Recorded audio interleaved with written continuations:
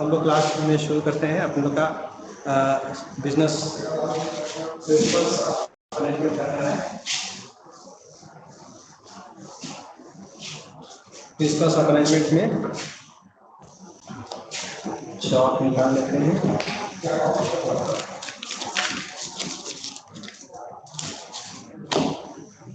Principles of management में आप अपने पास किताब रेडी रखिएगा। किताब में हम लोग देखेंगे, लाइन से चलेंगे बिल्कुल किताब के हिसाब से। ये आपका चैप्टर होगा principles of management, chapter 2।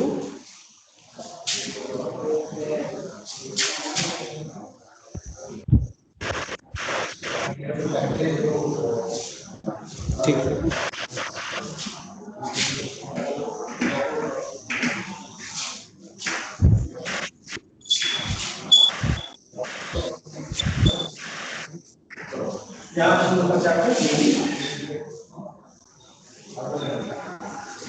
Principles of management की मीनिंग से शुरू होता है। मीनिंग क्या है? प्रिंसिपल्स ऑफ मैनेजमेंट का मीनिंग जो किताब में इन्होंने दे रखा है, बड़ा अच्छा सा सीधा सा मीनिंग दिया है कि हर समय आपको कोई कार्य करने के लिए कुछ नियमों का पालन करना होता है। चाहे आप बिजनेस में हो, चाहे आप घर में हो, परिवार में हो, रास्ते पे चल रहे हो, या किसी पार्टी में फंक्शन में अटेंड करने गए हो, या अपना बैठ घर का काम कर रहे हैं, पढ़ाई कर रहे हैं, तो कुछ नियम बने हुए हैं, पहले से कुछ नियम बनाए गए हैं।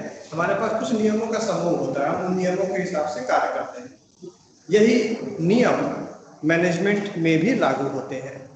मैनेजमेंट में तरह तरह के नियम होते हैं जिनका पालन करके हमारे मैनेजर्स अपना मैनेजमेंट का कार्य सही करते हैं। तो मैनेजमेंट में ये नियम कहलाते हैं प्रिंसिपल्स ऑफ मैनेजमेंट। जैसा चैप्टर हम लोग है chapter 2 principles of management. Principles of management chapter में हम लोग को ये पढ़ना है कि मैनेजमेंट में कौन से ऐसे प्रिंसिपल्स हैं जिनका पालन करके या जिनको फॉलो करके आप एक अच्छे मैनेजर बन सकते हैं। क्योंकि मैनेजमेंट में दो तरीके हैं। एक, या तो आप स्वयं सारा कार्य करिए और उसके बाद गलतियां करिए, गलतियों करके सीखिए कि क्या काम करना है, क्या काम नहीं करना है। इतना समय है नहीं हमारे पास। हम लोग क्या करते हैं कि इन नियमों को पहले से पढ़ के रखते हैं कि किन नियमों का पालन करने से फायदा होगा और किन का पालन करने से नुकसान होगा। चूंकि ट्रायल एंड एरर करने का टाइम है नहीं, हर व्यक्ति जल्दी मैनेजमेंट में सक्सेस होना चाहता है, उसके लिए लोग ये प्रयास करते हैं कि कुछ ऐसा किया जाए जिनसे हमें अच्छे रिजल्ट्स तुरंत के तुरंत मिल जाए। तो मैनेजमेंट में भी अलग अलग प्रिंसिपल्स हैं। अब चूंकि प्रिंसिपल कोई एक व्यक्ति तो बनाएगा नहीं, जैसे समय बीतता है नए नए लोग आते हैं, नए मैनेजमेंट के रूल्स सोचते हैं, नए तरीके सोचते हैं, समय बदलता है तो नियम भी बदलते हैं। तो मैनेजमेंट में जब समय बदलेगा तो नियम भी बदलेंगे, प्रिंसिपल्स ऑफ मैनेजमेंट भी बदलेंगे। तो प्रिंसिपल्स ऑफ मैनेजमेंट में जो किताब में लिख रखा है, A managerial principle is a broad and general guideline for decision making and behavior. दो चीज है, डिसीजन मेकिंग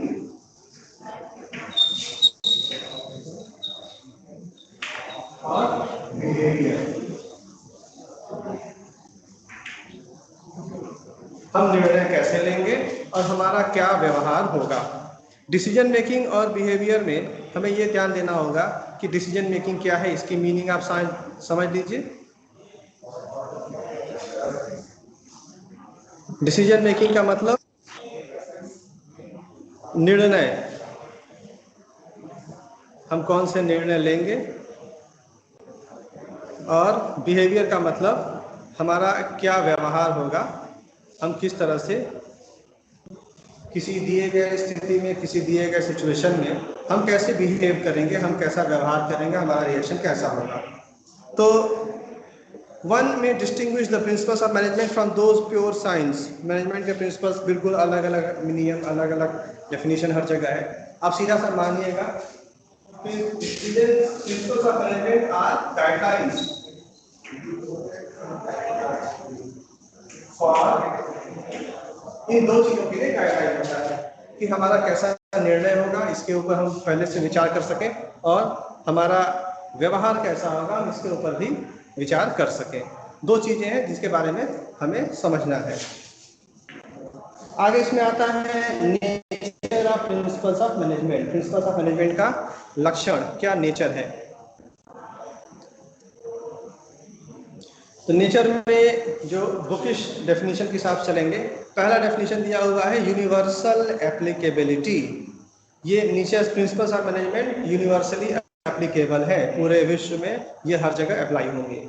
यूनिवर्सली एप्लीकेबल का मतलब आप एक नियम उठा लीजिए और देखिए क्या वो उस जगह लागू है, इस जगह लागू है, या बिजनेस में लागू हो रहा है कि नहीं हो रहा है।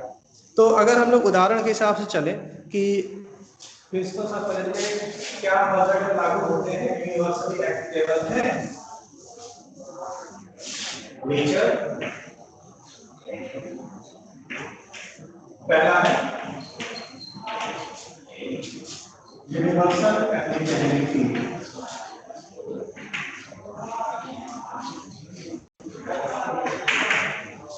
प्रिंसिपल्स ऑफ मैनेजमेंट हर जगह अप्लाई हो सकते हैं, चाहे आपका बिजनेस छोटा है, बड़ा है, प्रॉफिट मेकिंग है, सर्विस वाला है, कोई भी तरह का संगठन होगा, ये हर जगह अप्लाई होगा। एक उदाहरण ले लेते हैं, एग्जाम्पल अगर लें इक्विटी या डिवीजन ऑफ वर्क।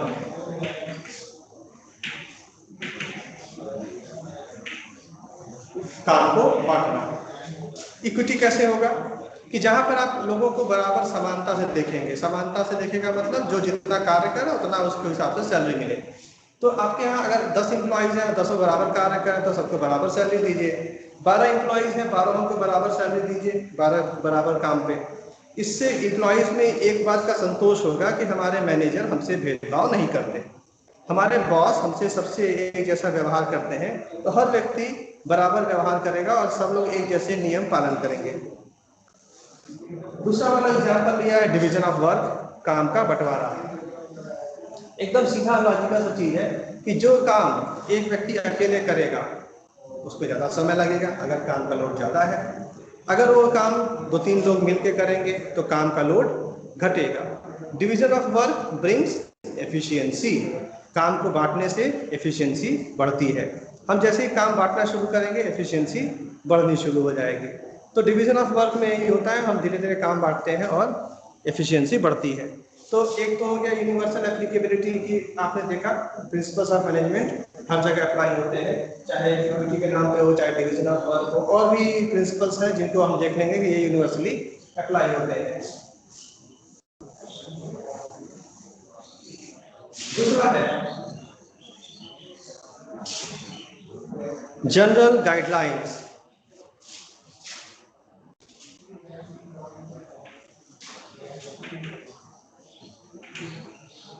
ये केवल सहायता करेंगे, आपको निर्णय लेना सिखाएंगे, निर्णय नहीं बताएंगे। मतलब ये आपको उपचार या तरीका या सॉल्यूशन ढूंढने का तरीका बताएंगे या सॉल्यूशन नहीं बताएंगे। जैसे एक है ऑर्डर। ऑर्डर का मतलब जो एक मीनिंग पहले जानते हैं, आदेश देना। ऑर्डर का मतलब आदेश देना के अलावा भी है। ऑर्डर का मतलब होता है चीजों को व्यवस्थित करना। तो जनरल गाइडलाइन में है कि चीजों को व्यवस्थित रखिए, लेकिन हर जगह व्यवस्था अलग होती है। स्कूलों में चीजों को व्यवस्थित रखने का तरीका अलग है। आप स्कूल के अलावा हॉस्पिटल में देखेंगे, वहां पर चीजों को व्यवस्थित रखने का तरीका अलग होगा। रेस्टोरेंट, वहां पर ऑर्डर या चीजों को सलीके से रखने का तरीका अलग होगा। तो सभी जगहों पे ऑर्डर का अर्थ अलग अलग आएगा। तो ऑर्डर का प्रिंसिपल तो आ गया, लेकिन ये एक जनरल गाइडलाइन है। ये केवल आपको सहायता के लिए एक तरीका बताएगा कि आपको निर्णय कैसे लेना है। It is a general guideline, एक सिंपल सा तरीका जिससे आप निर्णय ले सकेंगे। तीसरा है practice and experimentation. Form by practice experimentation.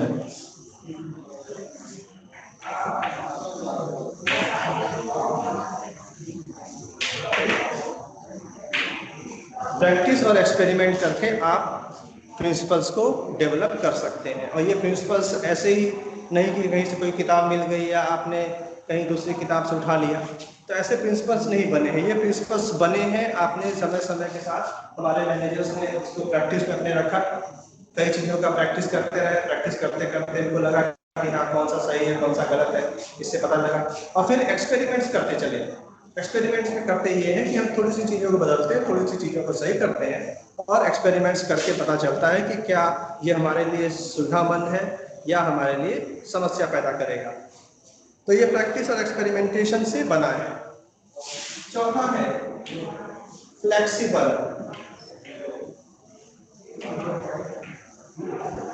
Flexible का अर्थ ये, the principles of management are not rigid prescriptions which have to be followed absolutely. Principles of management का मतलब ये नहीं है कि इसको जैसे दिया है अंधे के तरह आप उसको सीधा सीधा उसका पालन करिए। प्रिंसिपल्स ऑफ मैनेजमेंट का अर्थ ये है कि जैसे ही आप कोई समस्या आपके सामने आए उसके लिए आप उसको देखिए कि ये कितना एप्लीकेबल है और कहाँ तक इसको लगाया जा सकता है। जैसे एक प्रिंसिपल है रेम्यूनरेशन,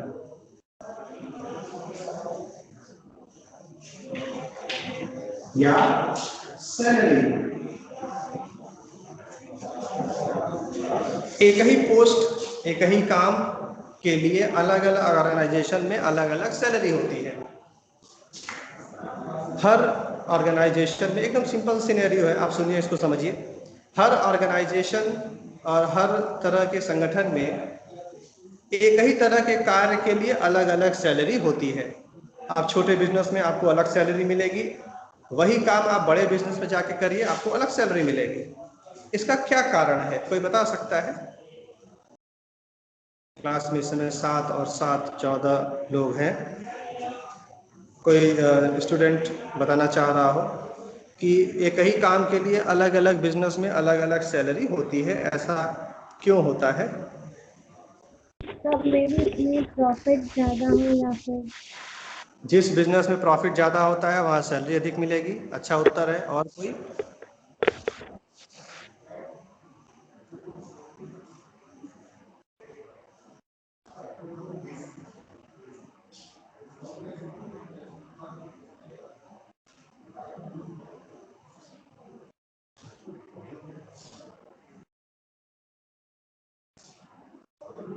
ठीक है, प्रॉफिट बिजनेस के प्रॉफिट पे भी डिपेंड करेगा सैलरी, बिजनेस में कितना पैसा लगाया गया उस पर भी डिपेंड करेगा सैलरी, या एम्प्लॉय कितना पुराना हो चुका है इस पर भी डिपेंड करेगा कि उसकी सैलरी कितनी है। तो बिजनेस में सैलरी अकेला एक फैक्टर है जो बहुत चीज़ों से डिसाइड होता है कि सैलरी कितनी देनी है और नहीं देनी है। वही चीज़ इसमें करना होता है कि क्या बिजनेस में हर एम्प्लॉय को बराबर सैलरी दी जाए? नहीं, हर बिजनेस में एम्प्लॉय की सैलरी उस बिजनेस की अपनी क्षमता के हिसाब से तय होगा। अगर बिजनेस के पास पहले से रिसोर्सेज हैं, पैसा पहले से है, तो वो अधिक सैलरी दे सकता है। कम पैसा है तो वो कम सैलरी देगा और उसको उतने पे एम्प्लॉयज चाहिए होंगे। तो हम प्रिंसिपल्स ऑफ मैनेजमेंट में एक प्रिंसिपल है रेम्यूनरेशन या एम्प्लॉयज की सैलरी। हम अपने बिजनेस के साथ इसको फ्लेक्सिबल कर सकते हैं। हमारा बिजनेस बढ़िया है तो हम अच्छी सैलरी दे सकते हैं, हमारा बिजनेस बढ़िया अर्निंग कैपेसिटी में नहीं है तो हम कम सैलरी पे भी एम्प्लॉयज़ को ढूंढ सकते हैं। तो ये पूरा तरह से डिपेंड करेगा कि हमारे बिजनेस का क्या पहले से पोटेंशियल है।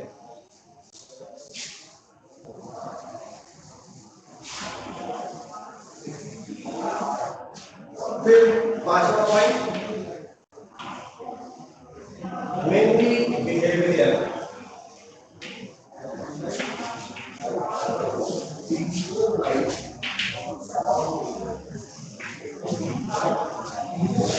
ये व्यवहार को परिमार्जित करेगा। प्रिंसिपल्स ऑफ मैनेजमेंट किस पे लगाना है, पहले तो ये हम प्रश्न समझ लें। प्रिंसिपल्स ऑफ मैनेजमेंट अप्लाई किस पे होते हैं? इंसानों पे कि कंप्यूटर्स पे, डेस्क पे, बेंच पे, कुर्सियों पे, कंप्यूटर्स पे? प्रिंसिपल्स ऑफ मैनेजमेंट अप्लाई किस पे करना है, कोई बता सकता है? म्यूट हटाइए कोई एक। किस पे? इंसानों पे। इंसान, मैन पावर।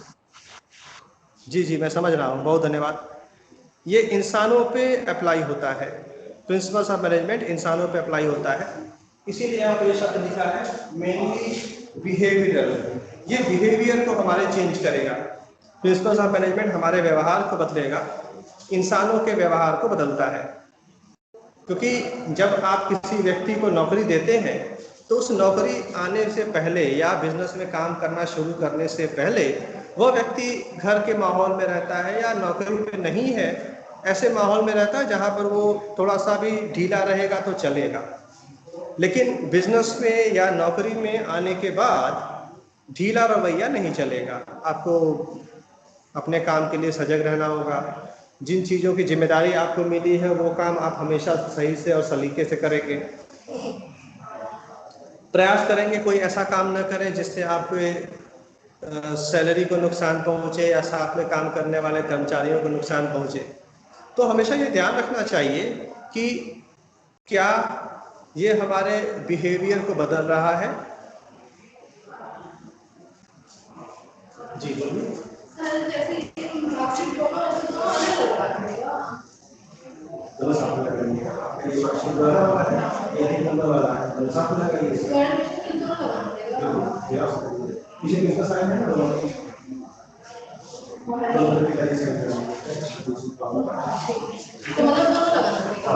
तो इसमें पुराना मार्क्स है, उन सब्जेक्ट्स का जितने एवरेज मार्क्स में आता है या आपने एक्चुअली एग्जाम बाद में किया है उसमें मार्क्स अधिक है तो आप परसेंटेज लिखिएगा, ये जोड़ देंगे। और जैसे ये भी लगाना पड़ेगा ना? बिल्कुल। तो दोनों लगाएंगे? दोनों लगाएंगे। मतलब एक में नहीं आएगा सभी ना? जिसके साथ विषय उसमें नंबर कम है, जिसमें सारे विषय उसमें मार्क्स कम है, जो अलग अलग आपको लगाना पड़ेगा, दोनों लगाएंगे आप। स्टाफ नहीं कर रहा है। स्टाफ बिल्कुल आपको है मतलब ये हेल्पर है ना, ये हेल्पर जो प्रॉब्लम कर रहा है स्टाफ। जैसा अर्ली महीने में मिल जाएगी। हाँ स्टाफ में होनी चाहिए, नहीं आसपास होने के।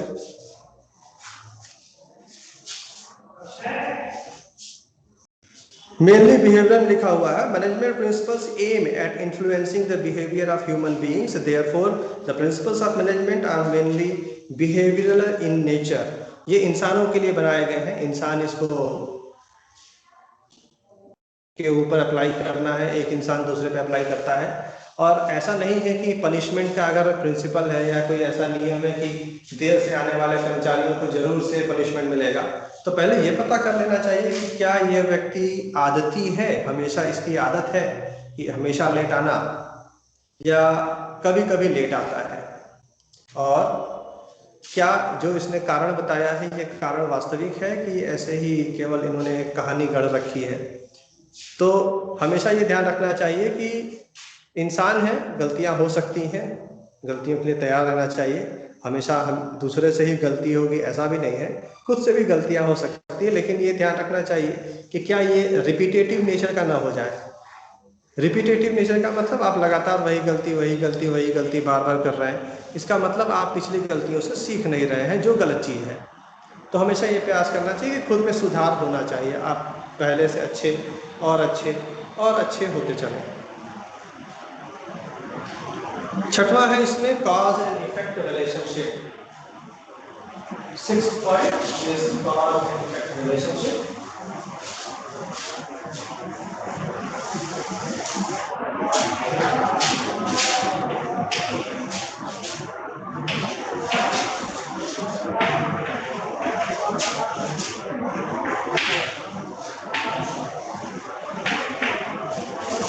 ये कॉज एंड इफेक्ट है। कॉज एंड इफेक्ट का मतलब किस कारण से क्या प्रभाव आता है, क्योंकि हर चीज का एक प्रभाव होता है, उस प्रभाव का एक हमें कारण ढूंढना होता है।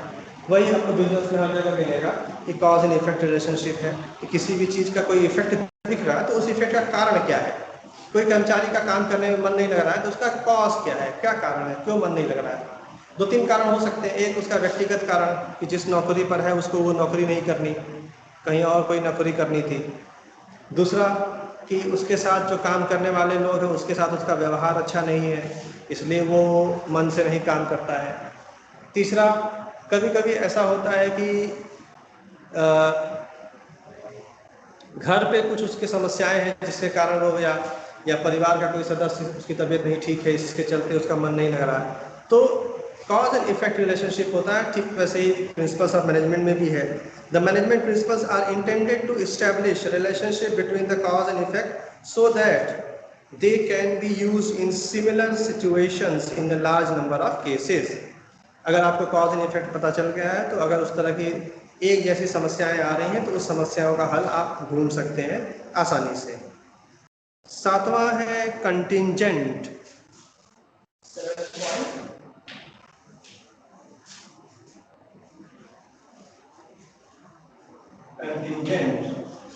कंटिंजेंट का मतलब प्रिंसिपल्स ऑफ मैनेजमेंट अप्लाई करना है कि नहीं करना है, ये भी मैनेजर पे डिपेंड करता है। अप्लाई करना नहीं करना इस पे मैनेजमेंट कैसे डिपेंड करेगा कि मैनेजर खुद डिसाइड करेगा कि भाई इसको अप्लाई होना चाहिए कि नहीं अप्लाई होना चाहिए। मैनेजर अपने हिसाब से, अपने एक्सपीरियंस, अपने पुराने ज्ञान, अपने आसपास के वातावरण से वो तय कर सकता है कि प्रिंसिपल्स ऑफ मैनेजमेंट अप्लाई होंगे कि नहीं होंगे। और ऐसा बंधन नहीं है कि आपको हमेशा प्रिंसिपल्स ऑफ मैनेजमेंट अप्लाई ही करना है। अगर आप उसके बगैर भी अच्छे कार्य करा सकते हैं, उसके बगैर भी आप अच्छे रिजल्ट्स लेके आ सकते हैं, तो ठीक है, आप लेकर के आइए। जैसे कि क्लासरूम टीचिंग जरूरी है, लेकिन कोई बच्चा अगर क्लासरूम टीचिंग से छूट जा रहा है किन्हीं कारणों से, तो वो घर पे भी बैठ के पढ़ सकता है, बशर्ते वो घर पे बैठ के पढ़े। ऐसा नहीं कि वो बहाना बना दे कि साहब मैं इन कारणों से क्लास नहीं कर सका और घर पे भी नहीं पढ़ रहा है, तो दिक्कत हो जाएगी। इसमें एनसीईआरटी में आगे लिखा हुआ है scientific significance of principles of management, principles of management के महत्व, ये भी पॉइंट है, हम लोग इसको भी कर लेते हैं।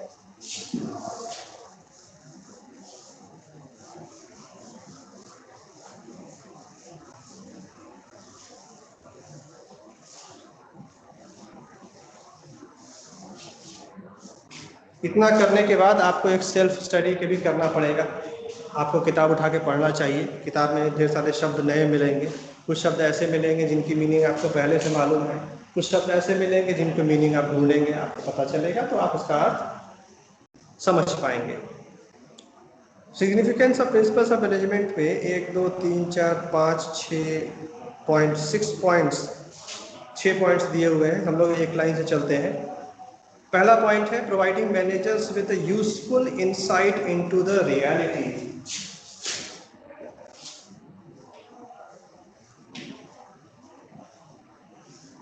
पहले ये मैनेजर्स को इंसाइट देता है।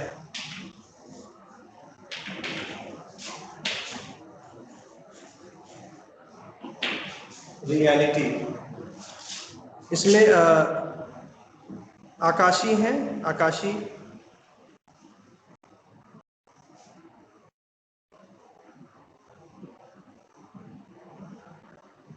आकाशीधर दुबे रोल नंबर 1।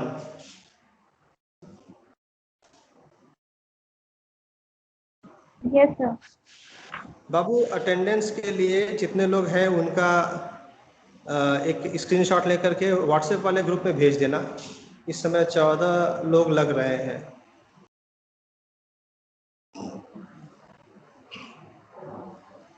जो लोग छूट रहे हैं उनको शाम को फोन करूंगा कि भाई क्या दिक्कत आ गई।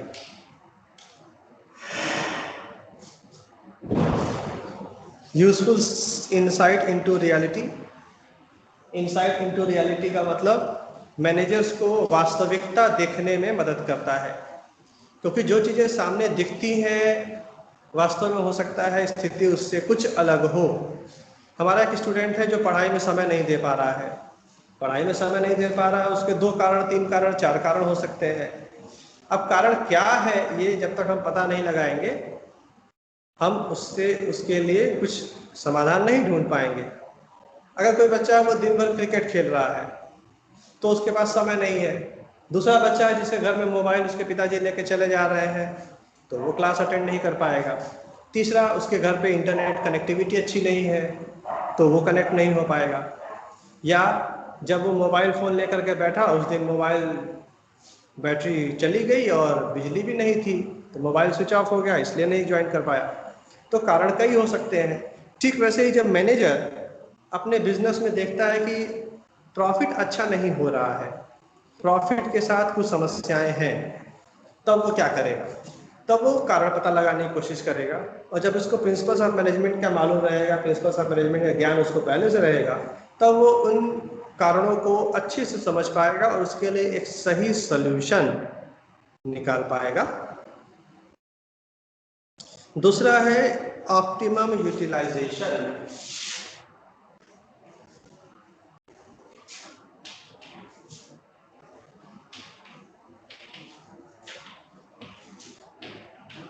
ऑफ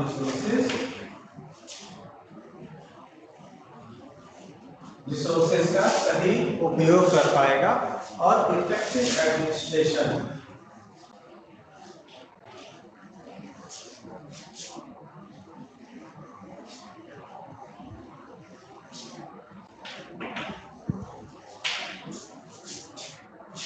रिसोर्सेज का सही उपयोग का एक साधारण सा अर्थ है कि वेस्टेज को कम कर देना। आप जैसे ही वेस्टेज को कम करेंगे, जैसे ही वेस्टेज की समस्या को आप कम करेंगे, आपका रिसोर्स यूटिलाइजेशन अच्छा हो जाएगा। जैसे ही आप वेस्टेज को कम करेंगे, रिसोर्सेज आपके बढ़िया से यूटिलाइज होने शुरू हो जाएंगे। दूसरा, इसमें इसी पॉइंट में दो अलग अलग सेक्शंस हैं। एक है इफेक्टिव एडमिनिस्ट्रेशन। इफेक्टिव एडमिनिस्ट्रेशन का मतलब सबसे सही काम करवा लेना और वो काम के लिए आप उनसे फीडबैक और उनके रिजल्ट्स को प्राप्त कर सकें। तो अगर आपको प्रिंसिपल्स ऑफ मैनेजमेंट का ज्ञान है, आप प्रिंसिपल्स ऑफ मैनेजमेंट पहले से जान रहे हैं और उनको आपने सीख रखा है, तो आप रिसोर्सेज को सही उपयोग में ले आएंगे और उनका उपयोग सबसे हाईएस्ट लेवल पे करेंगे और रिसोर्सेज का जो वेस्टेज है, उनका वेस्टेज आप सबसे कम कर पाएंगे। इफेक्टिव एडमिनिस्ट्रेशन भी अच्छे होगा क्योंकि आप जिसको जो काम कहेंगे, जिस व्यक्ति को जिस काम के लिए भेजेंगे, वो व्यक्ति वो कार्य करके ही लौटेगा, उसके बगैर वो नहीं लौटेगा। तो effective administration is also one of the points when the manager is in a good position, having good knowledge of the principles of management, then he can go for a good administration. Then fourth point is scientific decisions. Third, Wednesday.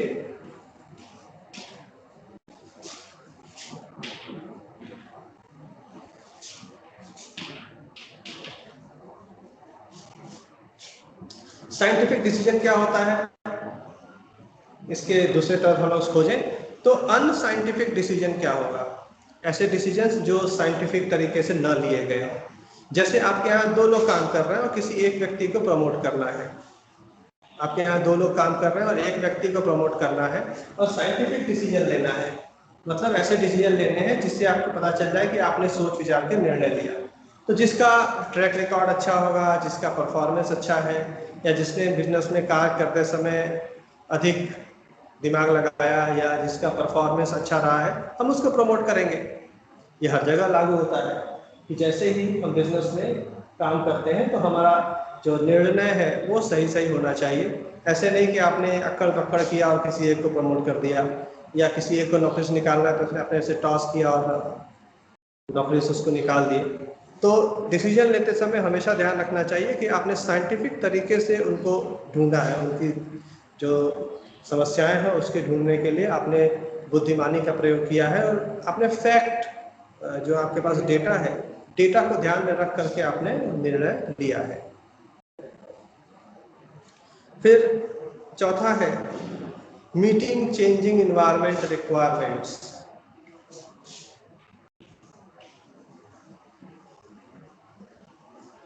Meeting changing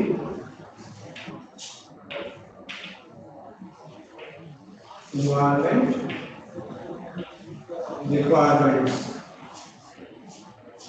जो आसपास का वातावरण बदल रहा है, हमेशा कुछ न कुछ नया आ रहा है, हमेशा कुछ न कुछ बदल रहा है।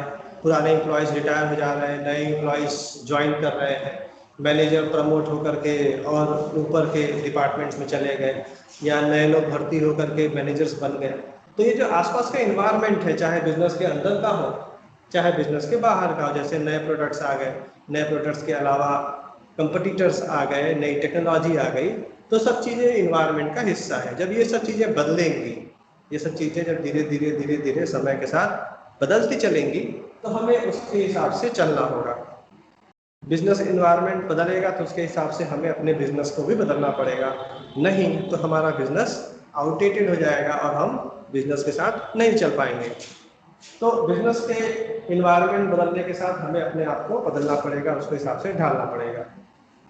प्रिंसिपल्स ऑफ मैनेजमेंट की अगर जानकारी हमारा मैनेजर अच्छे से रखता है तो वो चीज़ों को पहले से समझ पाएगा कि क्या बदलाव संभावना है, क्या चीज़ बदल सकती है, और उसके हिसाब से वो अपने कार्य कर पाएगा।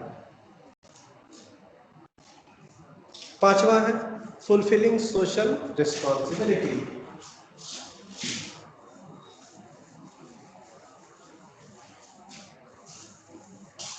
पांचवा पॉइंट है फुलफिलिंग सोशल रिस्पॉन्सिबिलिटी।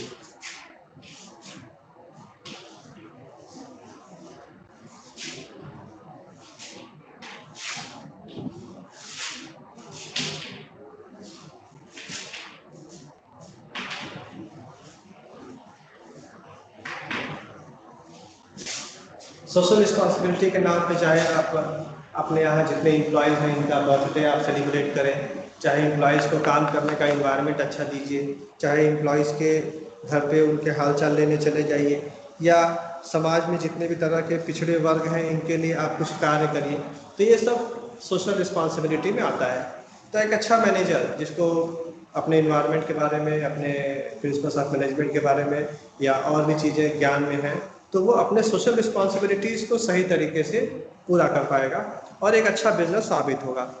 कोई बिजनेस जो समाज से कट के है, समाज से कट के रहने का मतलब वो ज़्यादा दिन तक चल नहीं पाएगा, क्योंकि बिजनेस में काम करने वाले जितने भी लोग हैं, बिजनेस में काम करने वाले जितने एम्प्लॉयज़ हैं, जितने भी तरह के कर्मचारी हैं, ये लोग समाज से आते हैं, ये लोग समाज में से जुड़े हुए हैं। और जब हम इनके ध्यान नहीं देंगे, इनके ऊपर अपना एम्फेसिस नहीं देंगे, तो ये लोग हमारे बिजनेस से कटना शुरू हो जाएंगे। जैसे ये बिजनेस से डिटैच होंगे, बिजनेस से दूर चलेंगे, वैसे ही बिजनेस के लिए समस्याएं बढ़नी शुरू हो जाएंगी। छठवां पॉइंट लास्ट वाला है मैनेजमेंट ट्रेनिंग एंड एजुकेशन।